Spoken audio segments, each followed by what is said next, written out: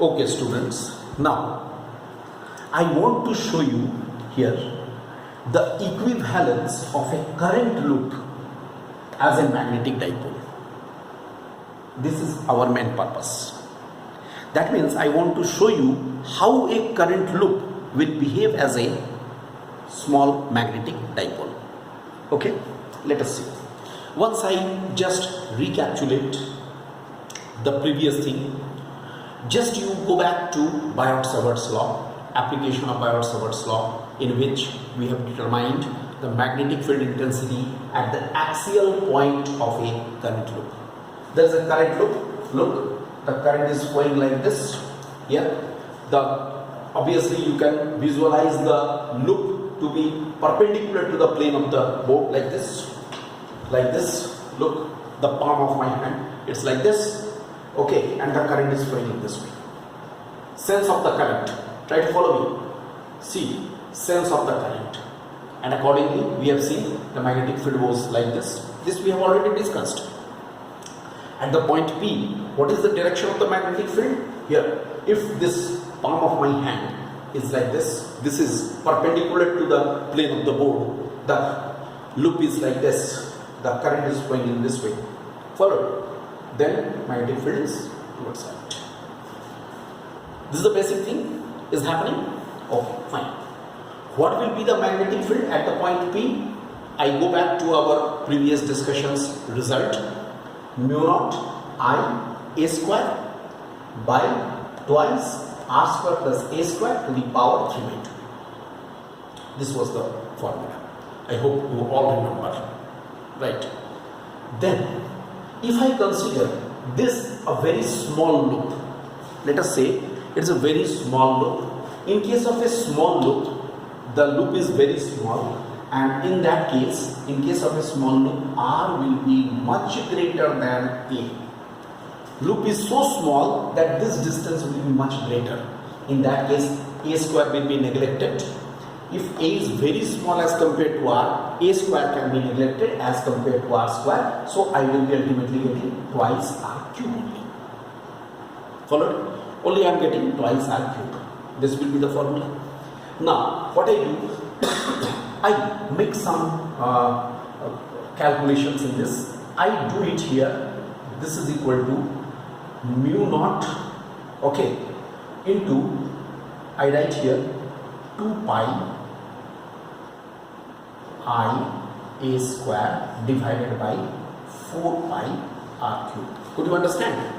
I have multiplied and divided both by 2 pi. I have multiplied this numerator with 2 pi, divided this whole thing by 2 pi. Factor remains the same, but ultimately what I am getting?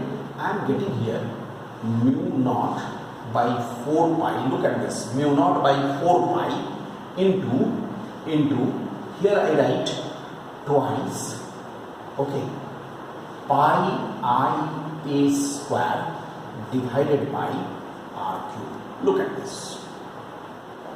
Are you getting this thing? By multiplying and dividing both sides, means numerator and denominator both will be multiplied, you can say, with 2 pi. Ultimately I am getting this whole thing. You compare it with the result which we have just now got with the field due to a magnetic dipole. Comparing it with field due to a small magnetic dipole. That is, what is that? Bp dash is equal to mu naught by 4 pi into twice m by r cube. This is the result. We get, look, can we get m is equal to I pi a square? I pi a square. What is this? Can I write I into a, where a is equal to pi a square. It is the area of the loop. Look, I am getting a very different and a very important expression for magnetic dipole moment, which we have not come across till now. What we are getting, that is m is equal to I into pi a square. Definitely, very easily we can say, I am comparing this with this, these two expressions. I am easily getting this I into pi a square. Pi a square is definitely the area of the loop. This loop has the area, so pi a square. Right. That means a very important thing I am getting, I am writing it here. M is equal to I into A. A very important thing. Okay, unit of small m is what? Is it ampere meter square? Till now I have not told you anything regarding the unit, but now just see, this is the unit. Okay, now for this again there is a right hand thumb rule. Look, I am coming to that. Suppose let us consider a current loop placed in the horizontal plane. Look, means I want to say, suppose there is a current loop placed like this. Look at this. What will happen?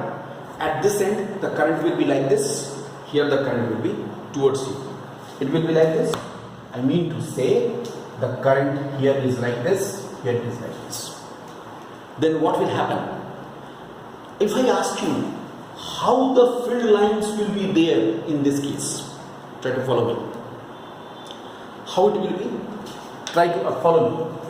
This is the right hand thumb rule. Right hand thumb rule. It is used many places, at many places. This is the thumb. Thumb is showing the direction of the current. Then magnetic field lines like this. Look, magnetic field lines will go like this and come out like this. Understood? Here, just from the bottom, magnetic field lines like this. Here it is like this. If you come this side, magnetic here, thumb towards you, magnetic field lines, it will be from below, it will go like this. That means what? That means what does this indicate? It is south pole. Understood? And what does this indicate? It is north pole.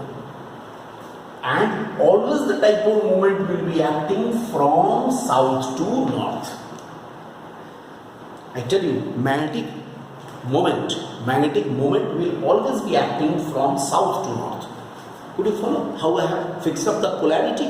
I have fixed up the polarity like this. It's a small current loop. Current is flowing like this. Suppose it's flowing in this way, anti-clockwise, in this way, horizontal plane, anti-clockwise. Here, right hand thumb rule, like this. It is the direction of the current. Field will be here terminating, from here originating. It will go like this. Here also, field will be from this side, you see. Field will be terminating, originating. That means what?